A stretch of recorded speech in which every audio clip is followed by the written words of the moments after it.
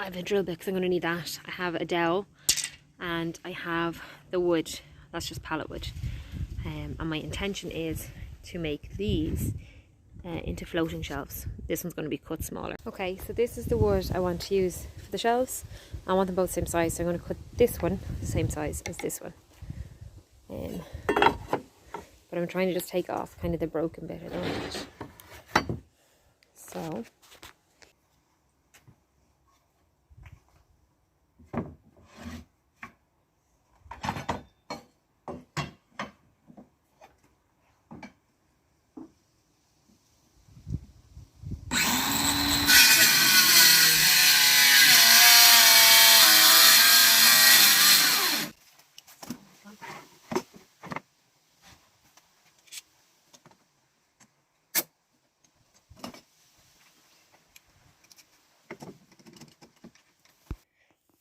So now that they're clamped on, all I'm going to do is mark where I want to put the dowels.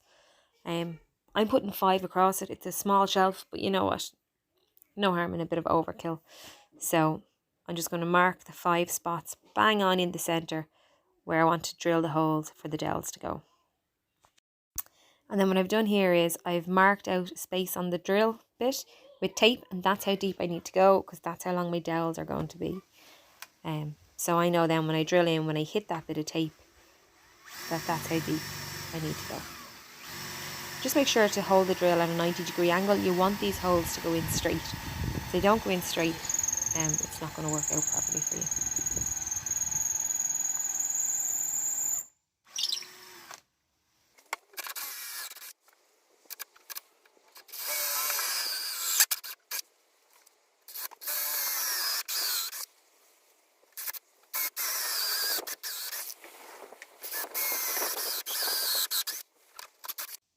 So I wanted to use my circular saw just to cut it, and this is just showing you how you adjust the guide on it, and you will get a straight edge. So you just measure out to where you want. There's numbers on the top, and you'll just line them up with where it says 0 on the saw. I'll show you that in a second.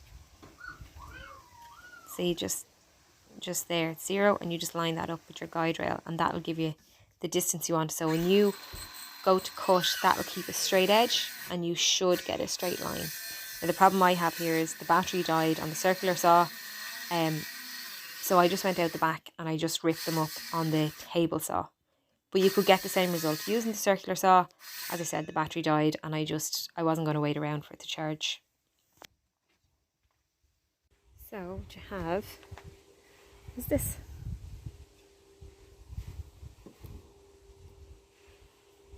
So I want to place the dowels. I've cut these. I'm going to place them in there, and then, you see,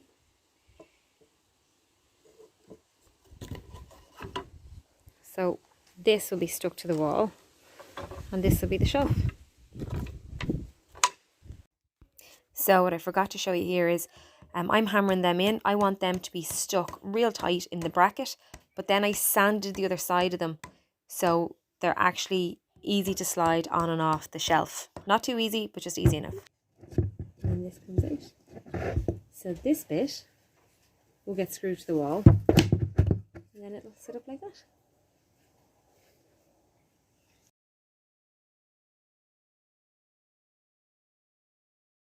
Okay, so I want to hang some shelves, just 2 shelves here and here, right? But I want them to go into, I want it to go into a stud. So I am going to find one. So this is a magnet. And, okay, so, there's this one there. So if we travel further up, hang on, there's one there. So there's a stud here. Okay, so I'll mark that. And I know that at least one part of the bracket or the thing is going to go into a stud.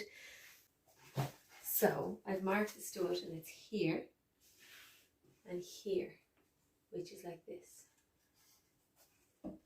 So I need to transfer the markings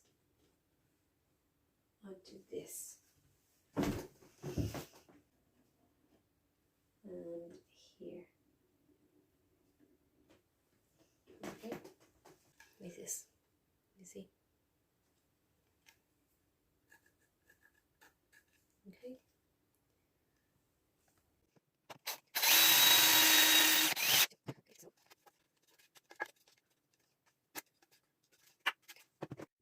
Okay, so now that I have the bracket, I have drilled holes in them for the screws to go into.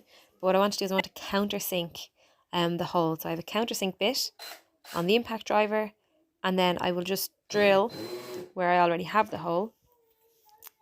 And what that'll do is allow the screw head to sit flush with the wood.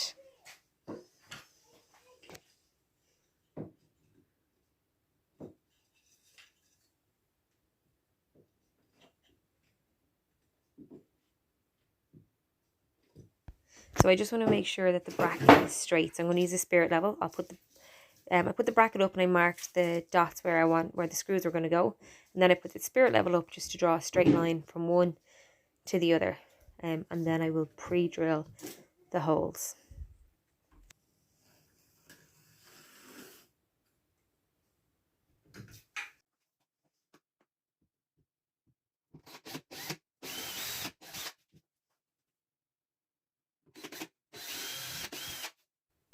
And then what I did was I actually screwed the screws slightly into the bracket so that they were ready to go, and then I was able to line them up with the holes I had in the wall, and then I screwed in. And what I did is I put one in first. I didn't put it in all the way.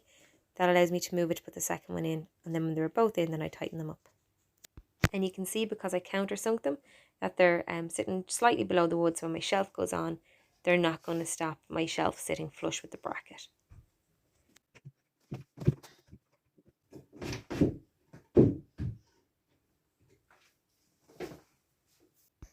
Now that it's on, time for a little close-up. So you can't even see how the shelf is attached to the wall. It all just looks like one piece.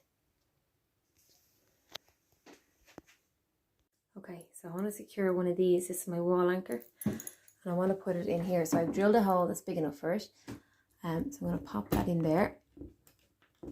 Hopefully, I'll get the hammer at it now. I'm going to take this screw out, if you can see. Okay, and I'm just going to pop that in with the hammer.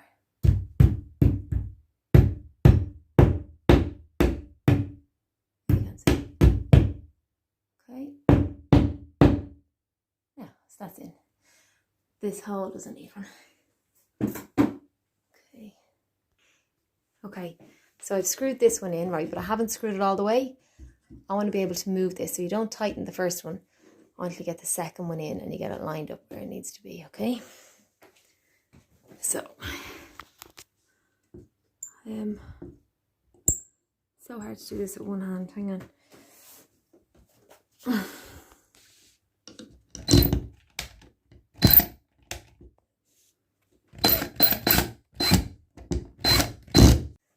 So then when this one is tight, you can go on and tighten that one up.